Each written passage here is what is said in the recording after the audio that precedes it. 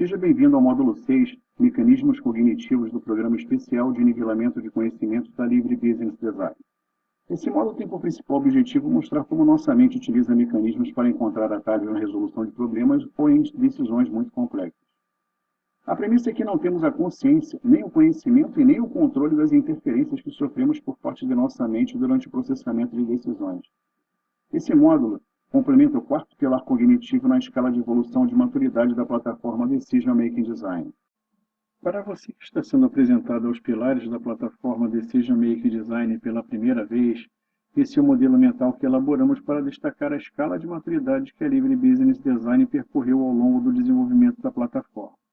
Cada nível de maturidade será abordado em um módulo específico, sempre destacando a sua ficha técnica e a sua importância para o contexto de decisões corporativas.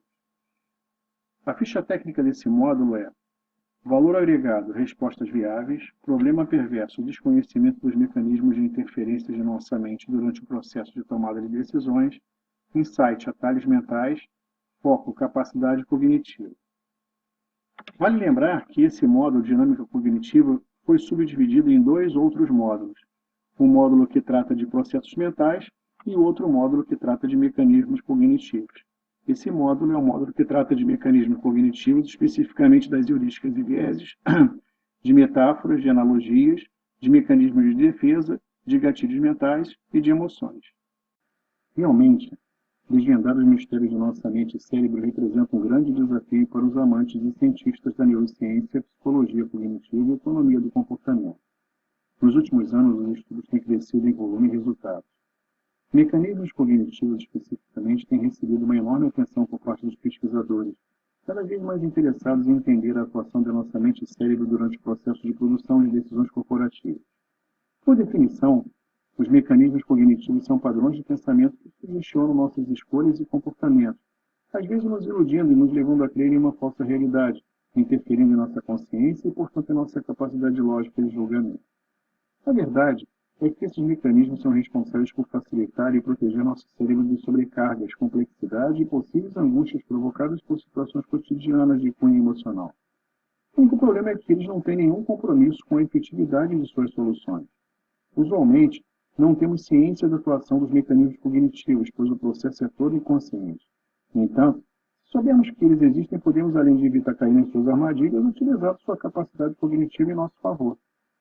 Devemos criar alertas ou alarmes que identifiquem a possibilidade de estarmos sob a custódia de um determinado mecanismo cognitivo, a fim de avaliarmos conscientemente suas prováveis interferências na área de trabalho durante o processo de produção de decisões. Não é uma tarefa fácil, pois tudo isso acontece muito rápido e inconscientemente. A solução será afinarmos nossa percepção em relação à detecção de suas contribuições. Podemos fazer isso estudando os mecanismos mais utilizados segundo o nosso estilo de vida. Quando a nossa capacidade de avaliar a presença dos mecanismos cognitivos for boa, poderíamos fazer melhor uso de suas contribuições.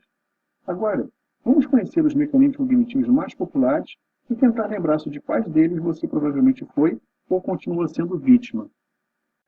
Então, pessoal, vamos começar nossa jornada, então, a respeito dos mecanismos cognitivos e vocês vão reparar que todos eles têm uma coisa em comum, que é de buscar redução de tempo, de custo, de esforço do nosso cérebro em atender a uma determinada demanda acionada por qualquer motivo. Então, vocês vão ver que todos eles vão tentar fazer isso daí, e uma característica também de todos eles é o seguinte, olha, eu não vou olhar para a efetividade, eu não vou olhar para se eu estou sendo eficaz ou eficiente em relação a isso. Eu vou tentar reduzir esse tempo e reduzir esse esforço. Agora, o que isso vai influenciar na qualidade do meu resultado, para mim não importa. É assim que o mecanismo cognitivo pensa, né? Ele funciona. Então é muito importante que a gente tenha essa consciência de como eles funcionam, para a gente poder garantir que a nossa capacidade lógica de julgamento não seja prejudicada. Então, é muito importante quando a gente conhece o nosso inimigo, a gente sabe as características dele, então a gente não vai cair nas armadilhas dele, porque a gente sabe como é que ele pensa. Então a ideia é a gente apresentar mais ou menos uma lista para vocês aí ficarem cientes de que como é essa coisa, como é que é essa influência na área de trabalho, coisas que a gente nunca imaginou antes que poderia acontecer de ter tantas tendências, tantos erros sistemáticos nos forçando, nos conduzindo ao erro. Então, é muito interessante essa jornada que a gente vai começar a partir de agora. Então, pessoal, o primeiro mecanismo cognitivo que a gente vai estar olhando é a heurística. Então, o que é heurística, né?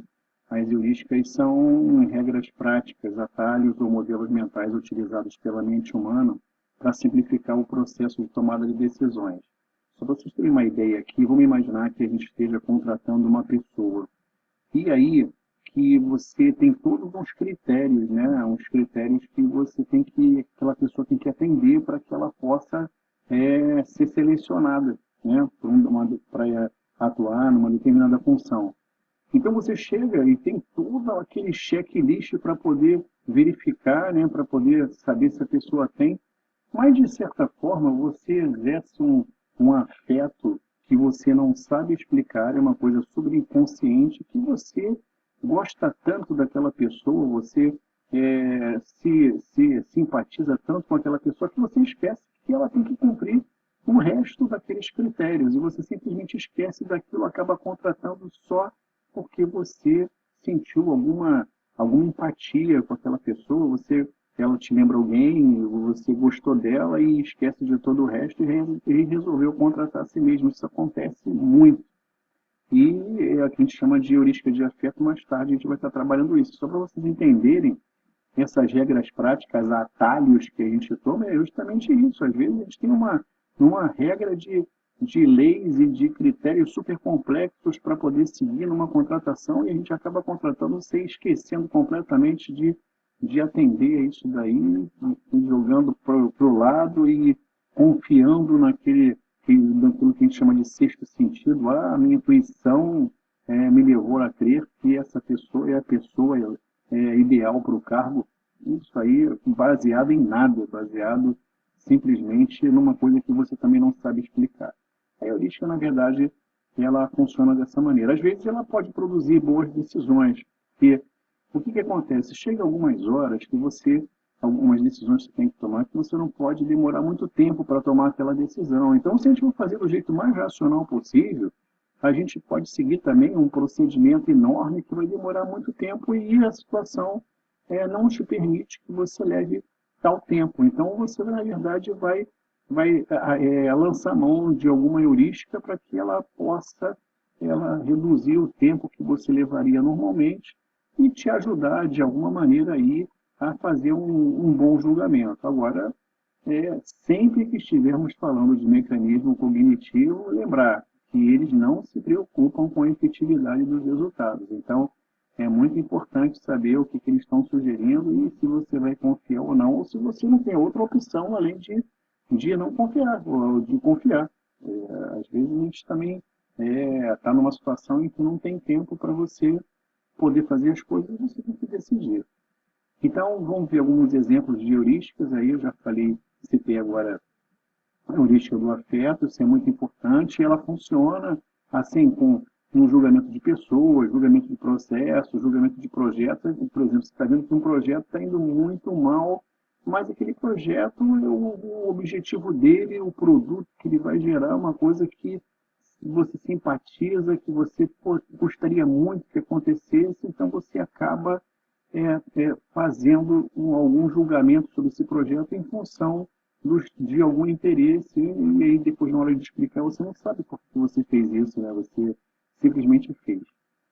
Outra heurística que é muito interessante também é essa heurística da disponibilidade. Então, às vezes, quando alguém nos faz alguma pergunta e a gente tenta responder essa pergunta, a gente vai buscar na memória de curto prazo, vai buscar no que a gente tem na memória recente e usa essa informação vai responder com base nessa memória recente. E às vezes a gente abre mão, inclusive, de estatísticas, né? Porque é muito importante a disponibilidade, ela tenta dar uma abafada nas estatísticas e às vezes você, só porque nunca ouviu falar no nome de alguma coisa, por exemplo, se eu ouvir alguma pergunta em relação à população de uma cidade, ou então se vier uma pergunta em relação à proporção de acidentes com carros ou com aviões, e isso tudo você tende a decidir tende a fazer um julgamento com base na tua informação recente, né, na tua memória recente. E aí você vai acabar achando que uma coisa, né, é a verdade, né? Você vai ter uma falsa realidade em função do que está aqui.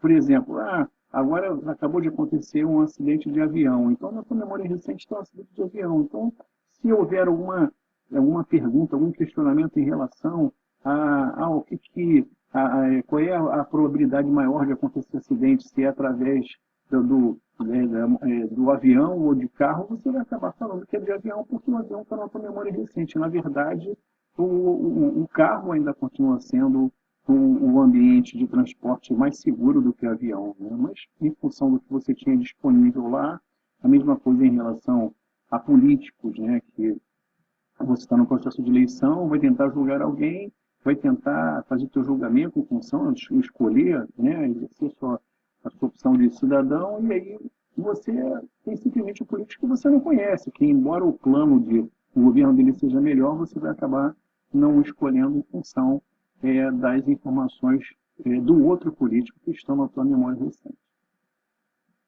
Outro exemplo de heurística muito interessante também é a representatividade, né? Porque às vezes a gente cria alguns perfis sobre pessoas, sobre projetos, até sobre negócios, e a gente, quando vai comparar alguma coisa com eles, a gente, na verdade, a gente busca que essa coisa que a gente está procurando, que a gente está comparando, seja similar ao estereótipo daquele projeto, daquela pessoa. Vamos imaginar que você esteja contratando alguém para um determinado cargo, e esse cargo ele tem um determinado perfil, ele tem um determinado estereótipo em relação às competências que a pessoa tem que ter, em relação ao perfil comportamental daquela pessoa, e etc.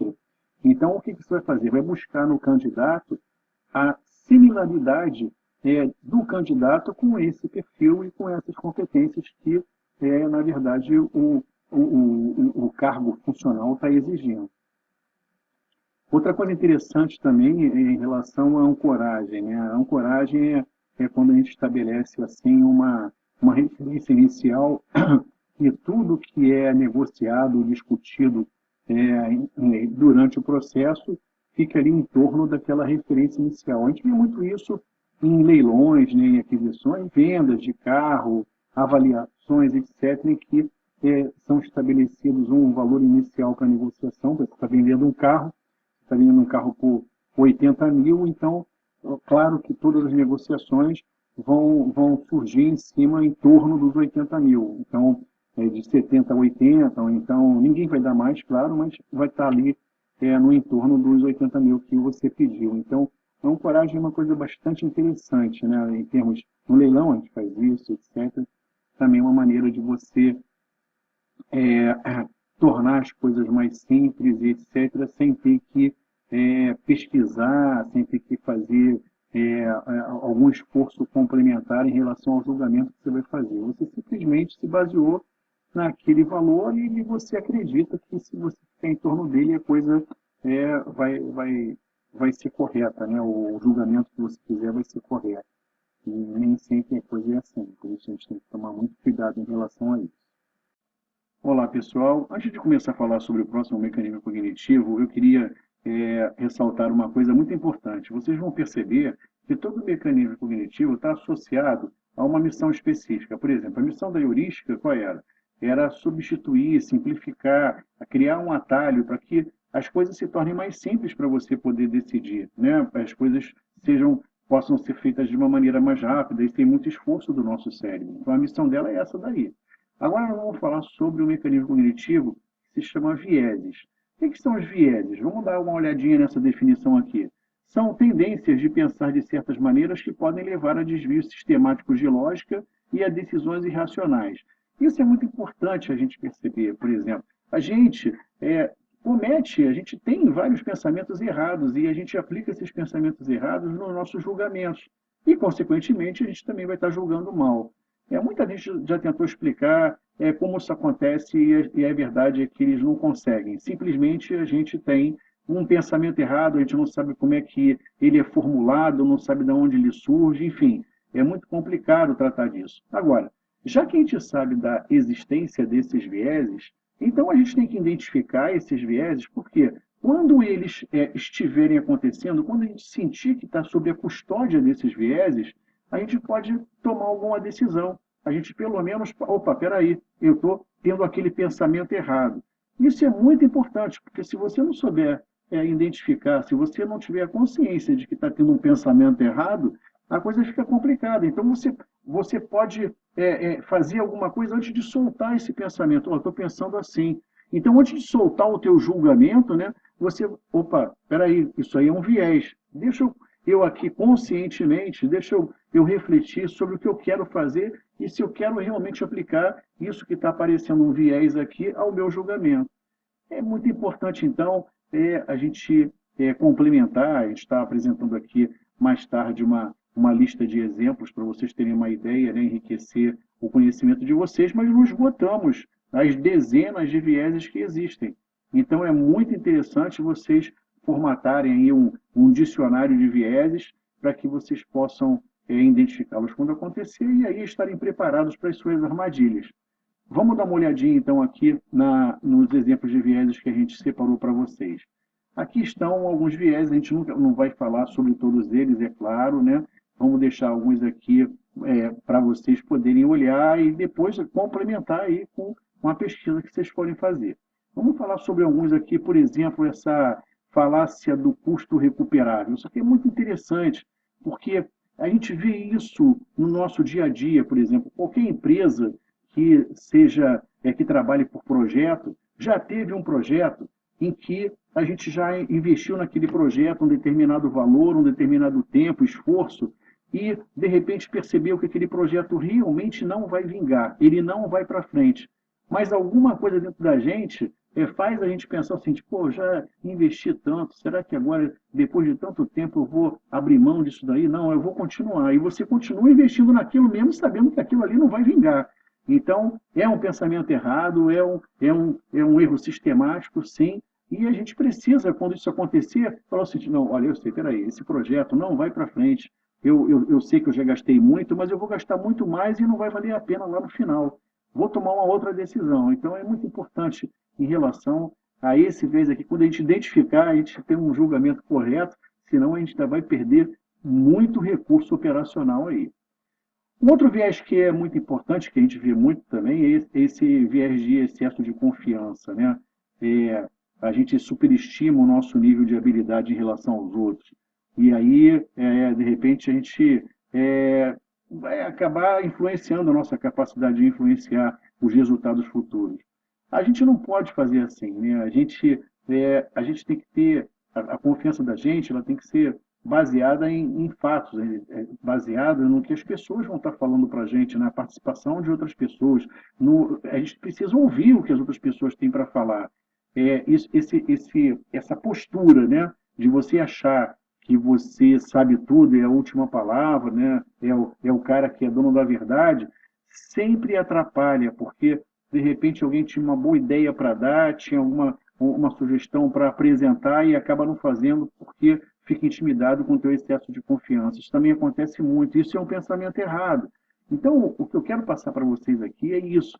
A gente tem muito pensamento errado e não sabe disso, porque nunca aprendemos isso em lugar nenhum, nunca na nossa escola, na nossa faculdade, a gente nunca teve uma matéria que falasse, que ensinasse a gente a pensar e que mostrasse como é que a gente realmente é influenciado, como os nossos julgamentos são influenciados pelos nossos pensamentos errados. Então, é muito importante a gente identificar quando é que um deles aqui está influenciando o nosso julgamento. É super interessante, não deixe de esgotar aí uma pesquisa, uma complementação das dezenas de vieses que a gente utiliza no nosso dia a dia, às vezes especificamente no nosso negócio, na nossa empresa. Isso vai ajudar a gente a amadurecer muito como profissional e até como pessoa. Então, pessoal, o próximo mecanismo cognitivo que nós vamos abordar é o mecanismo de defesa. E, como nós falamos, todo mecanismo cognitivo está associado a uma missão. E a missão específica desse mecanismo de defesa é nos proteger, proteger a integridade do nosso ego. Então, vamos dar uma explorada um pouquinho nas definições, depois a gente parte lá para o exemplo, para vocês poderem entender direitinho.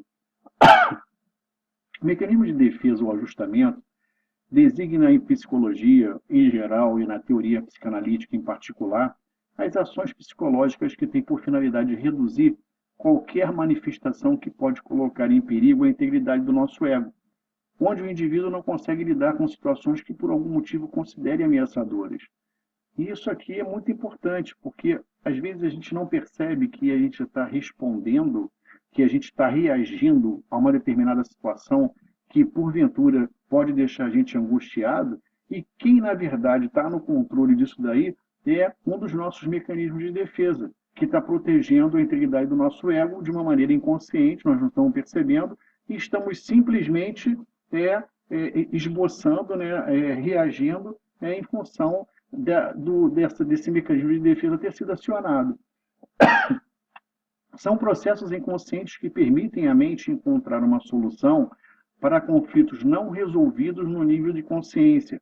As bases dos mecanismos de defesa são as angústias. Quanto mais angustiados estivermos, mais fortes os mecanismos de defesa ficam ativados. E é muito importante a gente não trazer para casa, alguma situação que, porventura, a gente tenha sido exposto. Então, quando a gente não consegue racionalizar, quando a gente não consegue, de alguma maneira, nos defender no momento em que a coisa acontece, a gente internaliza isso vai para o nosso inconsciente e a gente pode ficar doente por causa disso, porque a gente pode somatizar esse tipo de coisa. Então, é muito importante que, quando a coisa aconteça, a gente vai ser, sim, vai estar acionando o mecanismo de defesa, mas a gente já consegue extravasar alguma coisa naquele momento.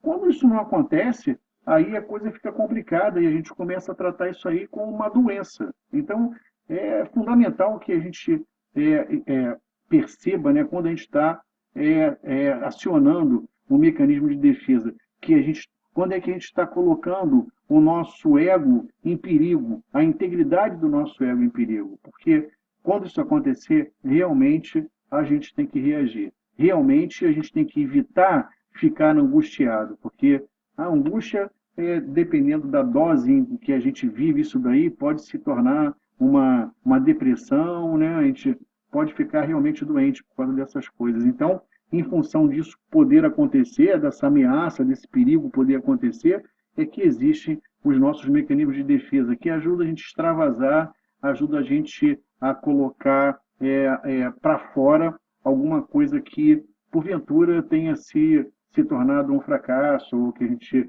não foi um resultado indesejável por nós, enfim, alguma coisa que não deu certo e que a gente tende aí a internalizar esse mau resultado e as consequências podem ser muito desagradáveis se a gente não tivesse esses mecanismos de defesa aqui para ajudar a gente a lidar com isso. Vamos ver alguns exemplos aqui do que isso pode acontecer. Então, em relação a um deles, que é a fantasia, por exemplo, a gente não consegue uma determinada situação na realidade, então a gente fantasia na nossa cabeça aquele tipo de coisa. É uma maneira de você, de repente, já que você não pode sentir aquele fracasso, aquela coisa que não deu certo no mundo real, então você fantasia aquilo de uma outra maneira. Isso, de alguma maneira, isso aí vai te facilitar, vai te aliviar em relação àquela angústia por não ter conseguido um determinado resultado no teu mundo real. O outro aqui é muito interessante, é a racionalização, Isso aqui é uma explicação, é uma justificativa por alguma coisa que deu errado e que você sente necessidade de que as pessoas saibam o porquê que aconteceu aquilo, Por exemplo, às vezes você está praticando algum esporte, ou sei lá, e aí acontece um mau resultado, ou você executou mal algum movimento, e aí você bota a culpa na raquete, bota a culpa na bola, bota a culpa no equipamento, bota a culpa no tempo, e vai por aí. Então você racionaliza, você está tentando justificar de alguma maneira por que aquela coisa aconteceu. Então isso te traz um alívio. Você fica pensando, o que as pessoas vão pensar? Não, eu disse assim, então agora elas vão pensar que realmente aconteceu isso, eles vão entender por que aconteceu isso. É muito interessante, A gente tem aí uma lista também de dezenas de mecanismos de defesa, e é muito importante a gente entender que eles existem, e é muito importante nós sabermos identificar quando eles aparecem, né, quando a gente está sob a custódia deles, para a gente, opa, peraí, então ó, tem alguma coisa aqui que está aliviando a minha angústia, isso aqui é um mecanismo de defesa, e na verdade, mais uma vez, isso aí é autoconhecimento, né, pessoal? Isso aí é fundamental todo mundo entender que isso é a gente se conhecendo, né? Conhecendo como a nossa mente funciona, né? Então, é muito importante a gente perceber que isso aí existe e que existe para poder defender a gente contra algum mal e que a gente não sabe explicar, né? A gente cai, fica doente, acontece alguma coisa e a gente, pô, como? Eu não sei explicar porque que eu fiquei doente. E alguma coisa, às vezes, é por causa disso, né? Da somatização em função da gente não ter defendido a integridade do nosso ego. É muito interessante. Então, pessoal, vamos agora abordar o próximo mecanismo cognitivo, que se chama gatilhos mentais. Como todo mecanismo cognitivo, o gatilho mental também tem uma missão associada a influenciar pessoas, né? a, a promover, né? A incentivar, né? Fomentar com que as pessoas ajam de uma determinada maneira. E é muito interessante isso daqui, e na verdade a gente nem colocou aqui uma definição especificamente, mas resolvemos colocar todo um cenário e para vocês poderem entender realmente como que essa coisa funciona, né? Mas resumidamente o que a gente está querendo dizer aqui é o seguinte: a gente toma um número enorme de decisões e muitas dessas decisões são complexas e a gente acaba sobrecarregando o nosso cérebro em relação a isso. E o gatilho mental tem isso daí, ele torna essas coisas fáceis. Como todo mecanismo cognitivo, a ideia é reduzir, né, o tempo e o esforço que a gente imprime ao nosso cérebro por causa disso. Então, o que a gente faz? A gente tenta filtrar e validar as nossas escolhas. E aí que entra o gatilho mental. Por exemplo, vários de vocês já passaram andando pelo shopping, já viram lá a liquidação, desconto, a sua última chance, só pode levar 3 unidades por pessoa. Então, na verdade, isso tudo daí corresponde ao gatilho mental, uma maneira de influenciar você, de persuadir você, de, opa, peraí, vou lá e vou comprar. Quer dizer, você nem tratou uma questão complexa no seu cérebro, peraí, isso é relevante, é supérfluo, eu tenho dinheiro, não tenho dinheiro. Então, eu tenho vários critérios em relação a uma decisão de compra, principalmente se for um artigo caro. Mas quando tem um gatilho mental, aquilo de certa maneira desperta um impulso em mim, eu acabo entrando para comprar e esqueço de toda aquele critério, aquela lista de critérios que eu tenho normalmente que executar de uma maneira racional para poder tomar aquela decisão. Então, simplesmente o mecanismo de defesa protege o nosso cérebro, filtra isso daí e influencia a gente para poder comprar uma coisa em função daquele gatilho mental que a gente acabou sendo submetido, né? Do qual a gente foi vítima, né? Se a gente pode dizer assim. Então, o que a gente vai fazer? Vamos tentar aqui falar alguns exemplos, né, de gatilho mental. Mais uma vez, a gente não vai esgotar. A ideia é só mobilizar vocês para depois vocês complementarem isso daí e tornar esse dicionário de gatilhos mentais uma coisa mais completa, né?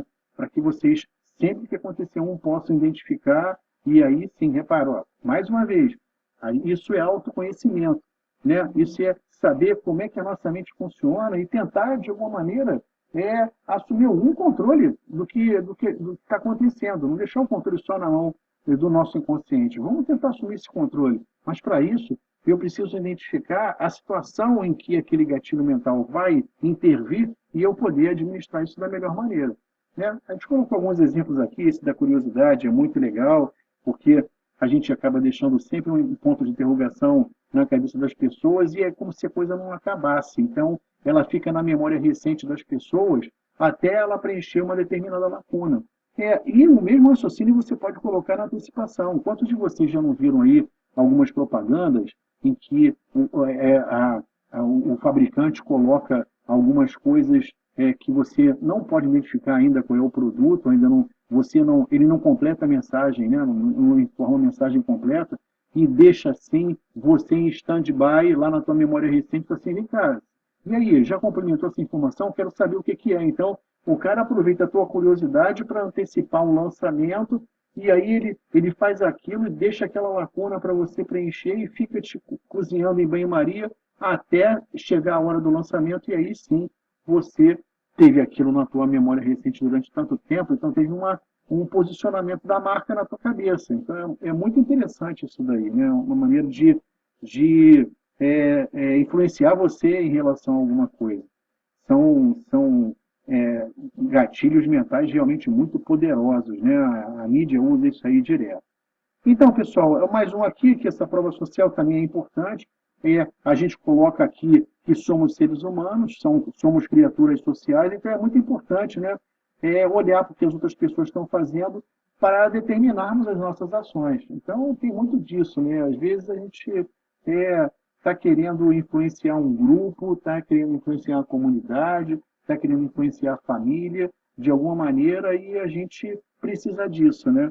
A gente precisa que realmente eles endossem não só você como pessoa, mas também pode endossar o seu produto, o seu serviço, a sua empresa e etc.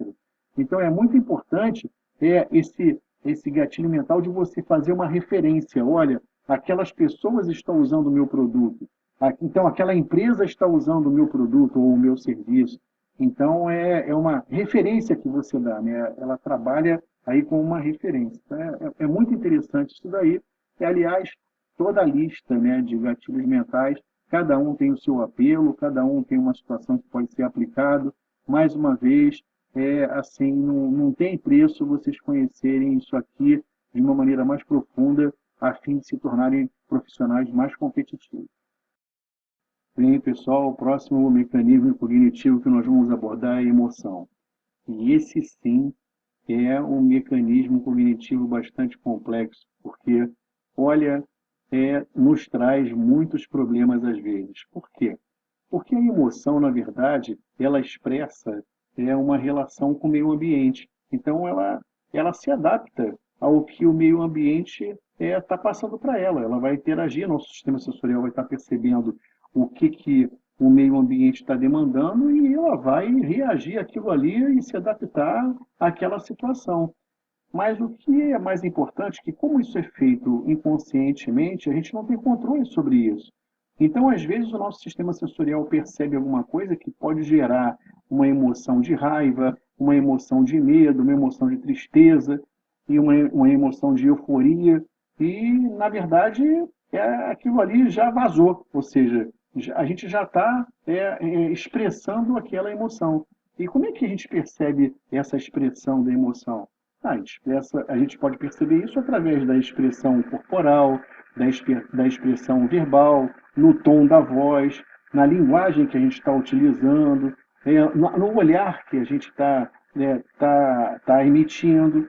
Então, isso tudo vai perceber que tipo de emoção a gente está gerando. Agora, assim como eu estou falando desses exemplos, desses atributos, tem pessoas que são especialistas ou já têm alguma experiência em ler essa emoção nas pessoas.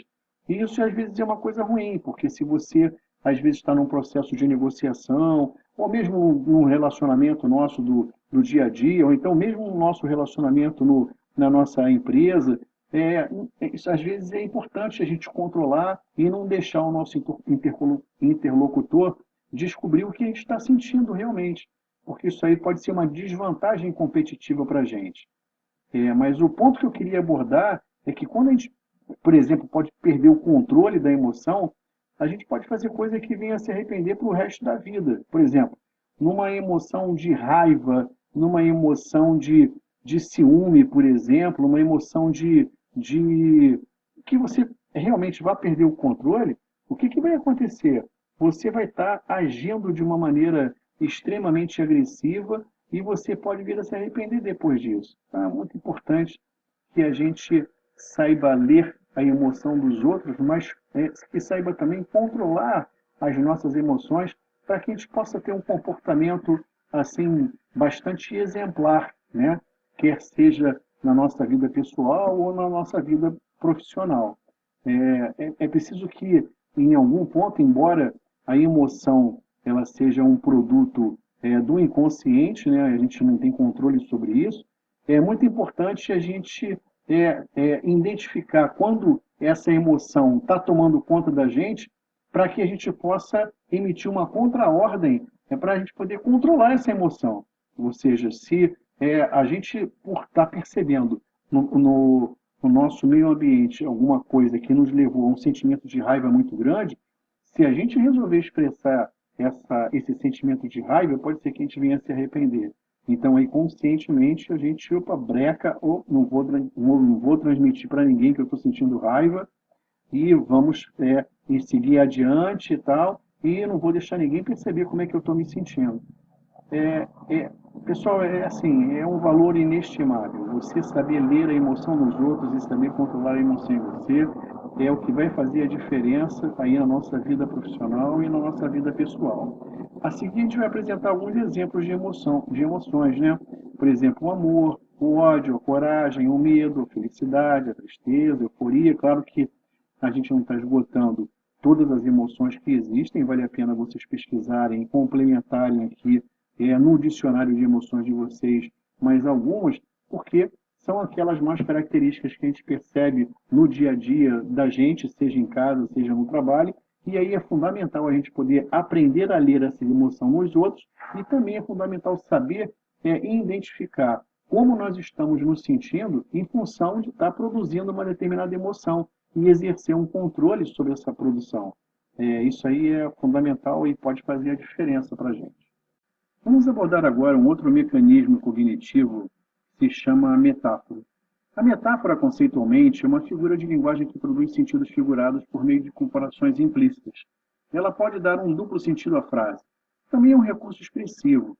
E quando é que a gente deve usar essa metáfora, né? Quando é que a gente deve usar esse recurso, esse mecanismo cognitivo? Ora, quando a gente estiver numa situação em que a gente possa estar sobrecarregando o cérebro em relação a alguma coisa, dar uma missão para ele construir uma mensagem para ser divulgada para um determinado público-alvo, pode ser uma coisa complicada.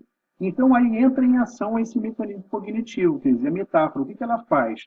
Ela dá um outro sentido, né, a esse texto, né, uma outra frase, uma outra mensagem, mas que vai estar dizendo a mesma coisa. Então, eu estou olhando para esse texto, entendi o que ele quer comunicar e vou construir uma coisa diferente daquilo, mas que seja mais fácil para o cérebro construir e para as outras pessoas entenderem. Vamos dar alguns exemplos aqui de metáforas que a gente vê muito no nosso dia a dia. Essa daqui começou como um tigre e terminou como um gatinho. O que isso quer dizer? Quer dizer que nós começamos com um desempenho muito alto, né, agressivo, forte, e terminamos com um desempenho. Ele foi decaindo ao longo de um determinado evento, atividade, aquilo, enfim, daquilo que você estiver fazendo. Então, é muito importante passar essa mensagem, porque ela é rápida, ela é fácil de entender. Então, quando a gente fala isso, cara, nós começamos bem, começamos fortes e fomos perdendo desempenho ao longo de todo o processo. Então, é muito fácil das pessoas entenderem e nosso cérebro construir também. Quem não sabe brincar não desce para o play. O que está implícito aqui nessa metáfora?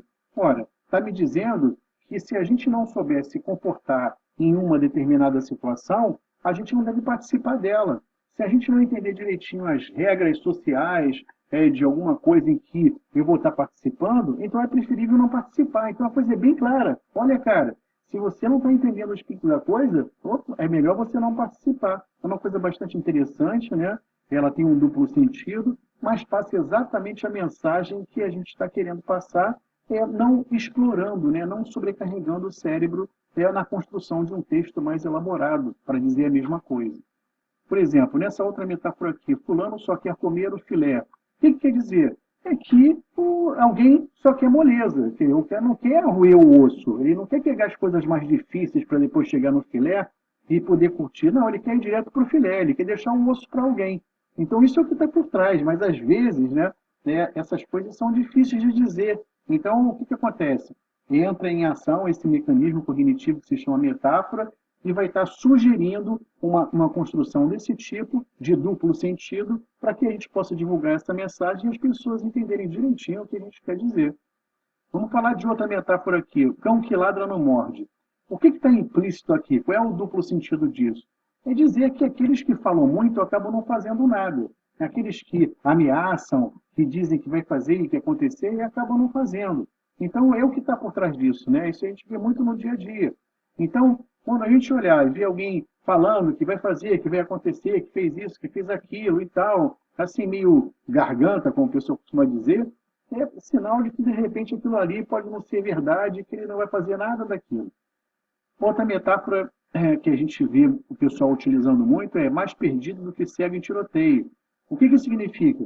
Significa que você está tentando fazer alguma coisa, mas você não está encontrando uma direção. Você está insistindo ali, mas quanto mais você insiste, mais você se pega perdido. Quer dizer, ou seja, você não está entendendo, você não tem perspectiva de achar um caminho para você poder, para você ir, para você poder seguir. Por isso que a gente tem, pô, estou mais perdido do que cego em tiroteio. Às vezes você está tentando fazer alguma coisa e não está conseguindo fazer uma coisa como ela deve ser feita, né?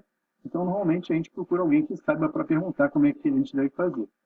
Não se pode botar o carro na frente dos bois. Isso aí é uma explicação para quando a gente quer economizar alguns passos, para quando a gente quer arranjar algum atalho, a gente acaba fazendo isso. A gente coloca o carro na frente dos bois, ou seja, a gente faz alguma coisa fora de ordem. A gente normalmente deve fazer, em relação a alguma coisa, a gente tem assim uns passos para poder seguir. Se a gente troca os passos, a gente pode representar nessa mensagem o que ela quer dizer. Não, se pode botar o carro na frente dos bois, ou seja, eu estou trocando os passos na ordem que eles teriam que ser, e isso provavelmente vai acarretar em algum efeito não desejável lá no final. Uma outra metáfora que a gente pode falar é quando alguém diz que a sua batata está assando. O que é? Significa que está acontecendo alguma coisa, você vai receber alguma notícia, ou você está sendo avaliado de alguma maneira, ou alguém está pensando em fazer alguma coisa onde que você vai estar envolvido, fatalmente vai estar envolvido, e a gente não sabe bem se isso aí é bom ou se é ruim, mas quando alguém fala assim, a sua batata está assando, você pode ter certeza que alguma coisa vai acontecer com você e que, infelizmente, isso aí, na maioria das vezes, não é uma notícia boa que você vai receber. Então, pessoal, o que a gente tentou fazer aqui? Tentamos dar uma ideia para vocês desse mecanismo cognitivo super poderoso que também ajuda o nosso cérebro a poder construir coisas mais fáceis, né? E evitar perder muito tempo naquilo, né?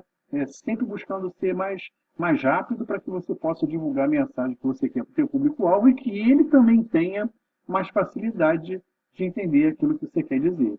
Agora, sempre lembrando, não esgotamos aqui o nosso dicionário de metáforas. É importante que vocês pesquisem, que vocês aumentem essa lista aí e pelo menos as metáforas que vocês vão estar utilizando no seu dia a dia, não só no dia a dia pessoal, mas também no dia a dia profissional. O próximo mecanismo cognitivo que nós vamos abordar é a analogia. A analogia, conceitualmente, é um processo cognitivo de transferência de informação ou significado funcional. É muito importante a gente entender isso aqui, funcional, porque a gente vai estar falando de comparações funcionais entre dois objetos para poder explicar aquilo que a gente está querendo dizer. Então, vamos voltar aqui ao significado funcional de um sujeito particular, fonte, para outro sujeito particular, alvo, e também pode significar uma expressão linguística correspondendo a este processo. No sentido mais específico, a analogia é uma inferência ou um argumento de particular para outro particular, de um elemento para outro, né? De um sujeito para outro, em oposição à dedução, indução, abdução, nas quais pelo menos uma das premissas ou conclusão é geral. Então, pessoal, é muito importante isso, né? Repara, a metáfora ela abordava, na verdade, descrição, né? A gente usa metáfora quando a gente está querendo divulgar um texto, né, dar uma mensagem, então a gente transforma aquele texto numa mensagem que vai ter um sentido implícito ali, um duplo sentido para que as pessoas possam entender o que é. A analogia ela funciona de uma maneira diferente. A analogia ela faz uma comparação funcional. Ela está olhando para uma coisa e está comparando aquilo que ela quer dizer com aquela coisa para que as pessoas entendam melhor, já que elas de repente podem conhecer melhor o funcionamento daquela outra coisa que eu estou comparando. Então, eu quero dar aqui, fazer uma explicação, quero dar uma explicação sobre algum conceito em que eu quero abordar e comparo com aquela, funcionalmente, com aquela outra referência e que eu tenho certeza que as pessoas conhecem e, portanto, vão entender melhor aquilo que eu estou falando. Então, é muito interessante esse recurso aí, porque não deixa as pessoas terem dúvidas sobre aquilo que você está falando, porque partindo do princípio que elas já conhecem o funcionamento daquele outro sujeito, daquele outro particular, você, quando apresenta, fala assim, ó, essa aqui é a mesma coisa, ela funciona tal como aquilo que eu estou falando para vocês. E aí as pessoas entendem de uma maneira melhor e eu também não vou sacrificar muito o meu cérebro para construir alguma coisa, alguma explicação, né, e que seja mais complexa ou demorada, né, e acaba não, o mecanismo cognitivo não atendendo a sua missão, não atingindo o seu objetivo, né, que é o de desafogar o cérebro, deixar as coisas bastante simples para ele fazer e rápido também. Vamos dar um exemplo, então, algumas analogias que a gente conhece, e eu já coloco uma aqui, ó. A gente às vezes compara o líder com o maestro, né? Pelo fato dele estar ali liderando, orientando toda a orquestra, cada um tem um objetivo, né? Cada um tem que fazer o seu papel, e ele está orientando o pessoal. A figura do líder é a mesma coisa, né? A orquestra com o líder são os colaboradores, aqueles que seguem o líder e que ele está lhe dizendo, está coordenando, está orientando, está conduzindo o pessoal para algum objetivo que a empresa tem que atingir, né? Lá orientando sua equipe, etc. É bastante interessante essa explicação. Então, o que eu procurei colocar aqui, pessoal? Algumas coisas a respeito de analogia utilizada que, na verdade, em processos de inovação. A gente utiliza muito isso, a gente vive copiando aí a mãe natureza naquilo que ela nos oferece para buscar alguma coisa similar. Ah, peraí, esse cara ele funciona dessa maneira, então eu tenho que fazer alguma coisa que funcione exatamente como ele, mas o que ele tem de característica, o que ele tem de propriedade para poder conseguir funcionar dessa maneira. E é justamente isso aí que eu vou colar, entre aspas, né? E vou trazer para cá e vou estar pensando, então ele tem aquela propriedade, vamos trabalhar em cima dessa propriedade. E então a gente gera novas tecnologias a partir da observação funcional daquele sujeito, né, daquele particular, e a gente consegue aí construir coisas super interessantes que vão melhorar aí a nossa qualidade de vida, né, nossa experiência de vida. Alguns deles eu estou colocando aqui para vocês, mais uma vez, eu não estou esgotando.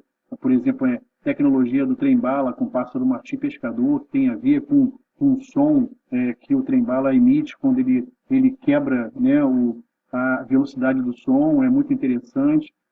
Tubarões e bactérias, tem a ver com como os tubarões eles se protegem em relação às bactérias, corais e prédios, borboletas limpas, eletricidade que cura, adesivo natural, folhas contra a poluição, felinos e para-choques, enfim, tem várias comparações aqui, vários exemplos de comparações que foram feitos a partir da observação da propriedade funcional de alguns alvos, né, de algumas coisas que a gente ficou observando para construir alguma coisa baseada nisso que a gente observou.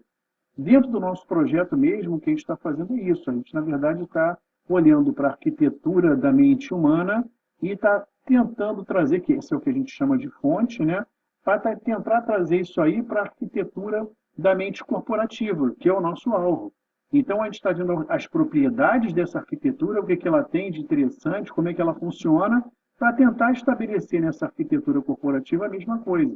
Então, repara, o uso da analogia dentro do nosso próprio trabalho é uma coisa bastante poderosa, né? Porque ela facilita o nosso processo de investigação, de descoberta, né? De inovação.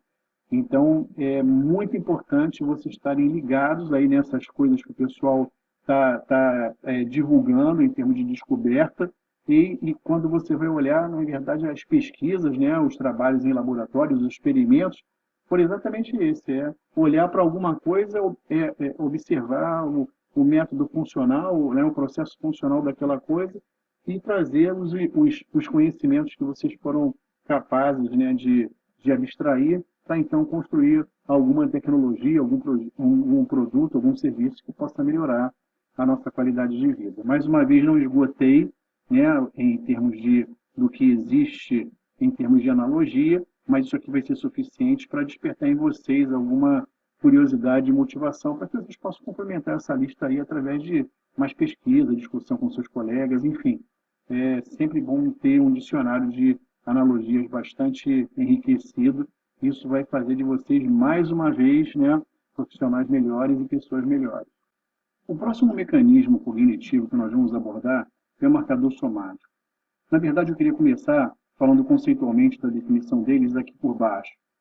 É uma associação espontânea em relação a uma grande quantidade de lembranças, fatos e emoções rapidamente compactadas que determinam o que você deve fazer. Na verdade, tudo isso daqui, os fatos, as lembranças e tal, eles representam alguma experiência que você teve.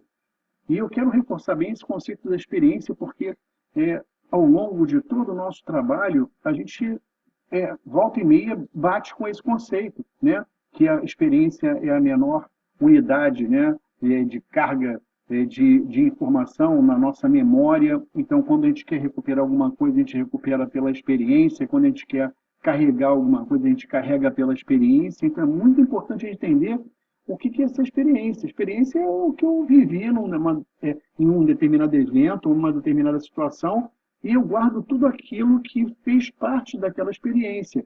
As lembranças, fatos, emoções, enfim, tudo aquilo que aquela experiência encerrou. E aí, mais tarde, quando acontecer alguma coisa similar, eu tenho esse marcador somático. Ah, se eu fiz alguma coisa, eu tenho uma experiência gravada, quando aquela experiência se repetir de alguma maneira, total ou parcialmente, eu vou me lembrar que eu tenho lá na memória alguma coisa parecida com aquilo. E aí, a maneira da gente indexar essa coisa que a gente vai guardar na memória, a maneira cognitiva que nós utilizamos para isso, é o marcador somático, né?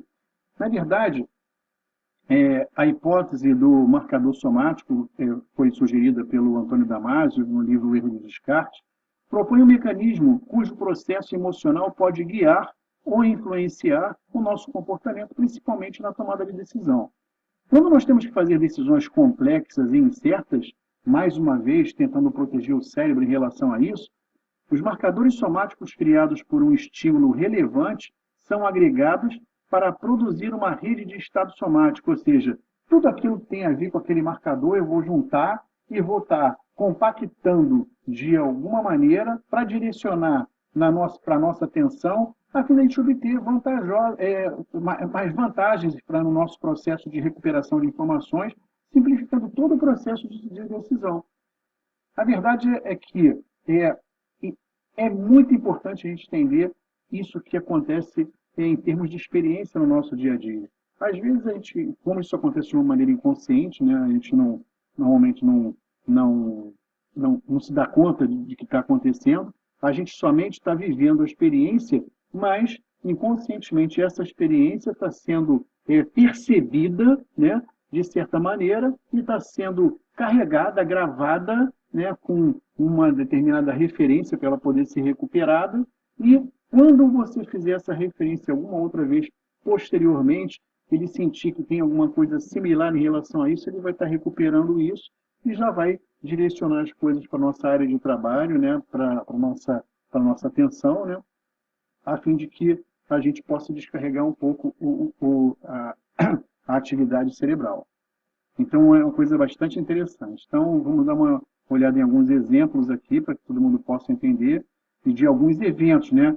Minha formatura, então, quando acontecer alguma coisa parecida, eu tenho a minha formatura lá, eu sei o que aconteceu, o que foi legal, o que não foi. Quando eu estiver diante de alguma outra situação parecida com a formatura, eu vou saber o que deu certo e o que não deu. Meu primeiro carro, algumas coisas aconteceram, minha família, né? Toda vez que a gente estiver falando de família, eu vou me lembrar de como a minha família foi, as relações que eu tive com todos os membros da minha família, como é que essa coisa rolou, aconteceu. A minha viagem de lua de mel, então isso aqui serve para eu também entender como essa coisa funciona, vou lembrar da minha, né? E não só a viagem de lua de mel, mas às vezes até como viagem, vou fazer uma outra viagem. Então vou me lembrar da viagem de lua de mel e algumas coisas que eu posso recuperar a partir daqui.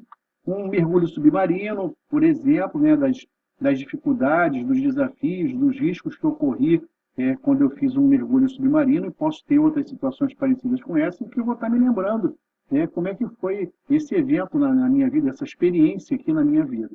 Um ataque de tubarão, que eu vou me lembrar também de todos os riscos que a gente correu, os estragos que uma mordida de tubarão pode fazer, assim, os efeitos colaterais do ataque do tubarão numa determinada praia, etc. Então, toda vez que eu perceber que estou diante do iminente ataque de tubarão, eu vou ter uma ideia em função das lembranças, das experiências, dos fatos que aconteceram e que estão gravados na minha memória através de um marcador somático, que é ataque de tubarão, que eu vou recuperar e vou ter uma informação recuperada de uma maneira mais fácil para colocar na minha área de trabalho, para ser, de repente, submetida, né, avaliada, para fazer parte de algum julgamento, né, de alguma tomada de decisão.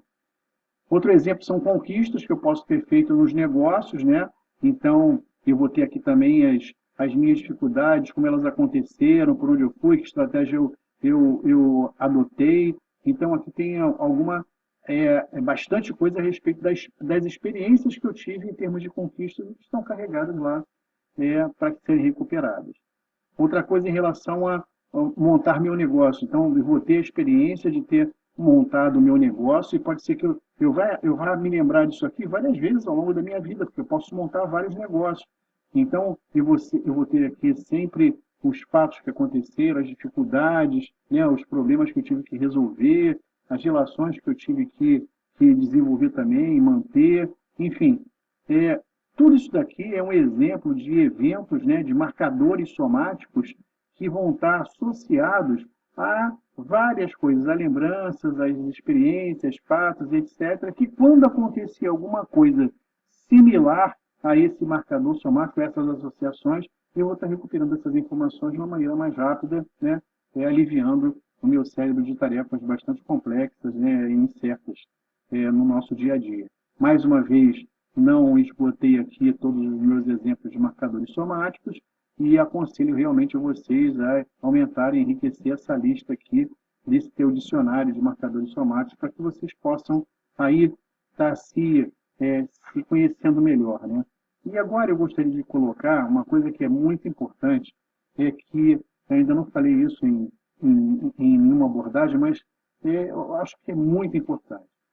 Na verdade, tudo isso aí, todos os mecanismos dentro desse módulo de mecanismos cognitivos, é um exercício de autoconhecimento.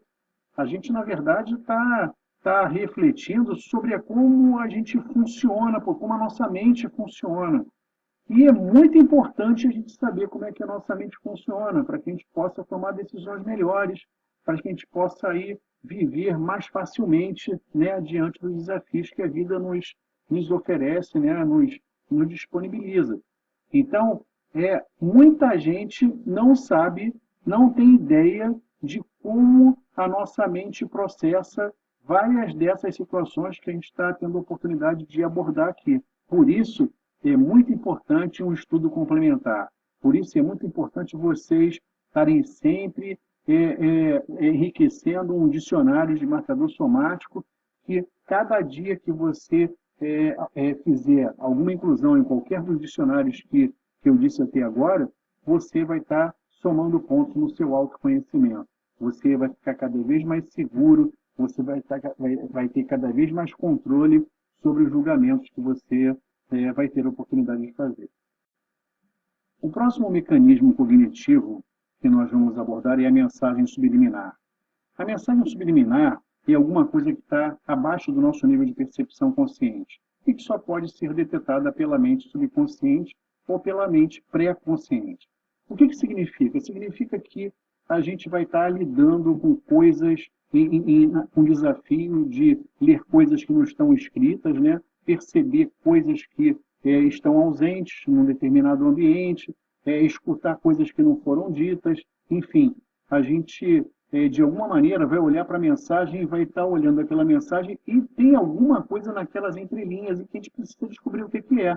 Às vezes a gente está olhando para uma imagem, né? Está olhando para uma pessoa, enfim, está olhando para alguma coisa e que a gente está vendo, está percebendo alguma coisa, mas de repente pode ter mais alguma outra coisa para perceber por trás daquilo ali. Algum outro comportamento que está sendo incentivado, né, ou sugerido e que a gente não está percebendo em função da gente estar consciente, né, fazendo uma leitura consciente daquilo ali.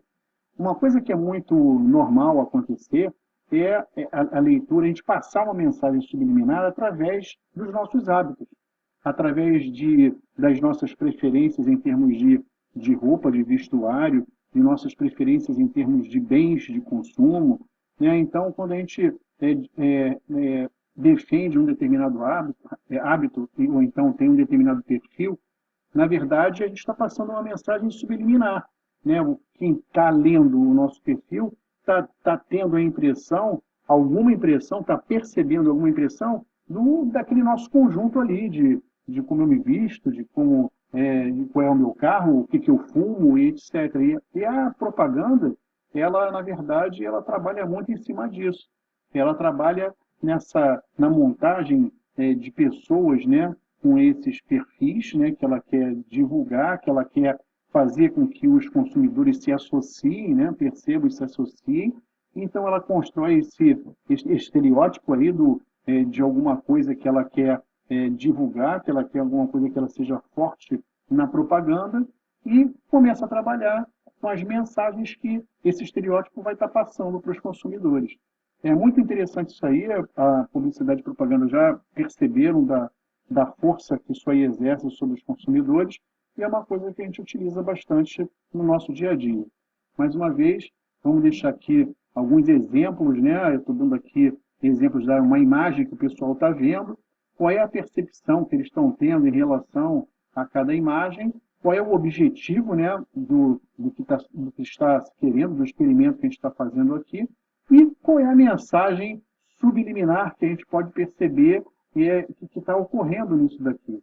Então, pessoal, para ficar uma coisa bastante simples, tem gente que quando olha para a gente, olhando o sapato, olhando o nosso sapato que a gente está vestindo, olhando a calça que a gente está vestindo, olhando para a nossa barba, para o nosso corte de cabelo, para o nosso sotaque, então, dali ele determina da onde a gente vem, o que a gente está acostumado a fazer, a nossa capacidade de consumo, né, em termos de renda. Né? Então, a gente, na verdade, está passando um monte de informações para quem tiver o olho preparado para isso, né? Para quem tiver a percepção, né, treinada para perceber esse tipo de coisa. Então, é muito interessante. Agora, quando é o nosso público-alvo, a coisa tem que ser bastante simples. Então, a gente vai, mais uma vez, através da formação de um estereótipo, a gente vai estar passando para as pessoas para elas se identificarem, fazer de alguma maneira uma projeção naquele estereótipo para que elas possam se sentir realizadas e felizes e contentes com o produto que a gente está oferecendo. Então, é uma coisa bastante interessante. Mais uma vez, gostaria que vocês não se limitassem em termos de pesquisa por aqui. Vocês podem estender, enriquecer o conhecimento de vocês de uma maneira melhor e mais profunda sobre mensagens subliminares e que é um mecanismo muito interessante, né, que é utilizado pela nossa mente aí no dia a dia dos julgamentos que a gente faz, etc. Então, é muito importante a gente estar assim, bastante afinado também com esse mecanismo. Bem, chegamos ao final do módulo de mecanismos cognitivos. Que tal fazer um teste para ver qual é o mais popular entre seus colegas? Agora você vai poder entender vários tipos de comportamento que antes eram simplesmente inexplicáveis. Se você se dedicar mais profundamente ao conhecimento desses mecanismos, será um profissional bastante diferenciado, com grande potencial para desenvolver a capacidade de julgamento organizacional necessária ao seu negócio. Em relação às outras pessoas que optaram por não investir nisso, sim, estas continuarão com a percepção um pouco menos afinada. Não avance no programa de nivelamento enquanto não estiver sensibilizado o suficiente para o problema que estamos lhe apresentando. Passe para o próximo módulo somente depois de entender como os mecanismos cognitivos realmente funcionam e qual o impacto dos mesmos no seu processo de julgamento ou tomada de decisões pessoal. Aponte os pontos fortes e as oportunidades de melhoria, faça leituras complementares, enriqueça seus conhecimentos por meio de discussões com outras partes interessadas, e pesquisas no Google e observações pessoais inerentes. Então, o que acharam?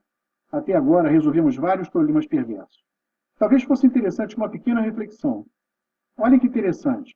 Os 5 pilares da Decision Making Design que estamos apresentando representam 5 problemas perversos que precisam ser resolvidos para que nos tornemos Decision Designers de ponta. O que você pensa sobre empresas que ainda não conseguiram resolvê-los? No próximo módulo, Produção de Decisões Corporativas, Vamos abordar todo o ambiente de produção de decisões corporativas nos seus mínimos detalhes. Vamos conversar sobre a fábrica de decisões corporativas que existe em nossa mente e da importância de termos a consciência disso. Agora é para valer. Ou você resolve mais um problema perverso, ou vai ficar pelo caminho. Estarei esperando por vocês. Até lá.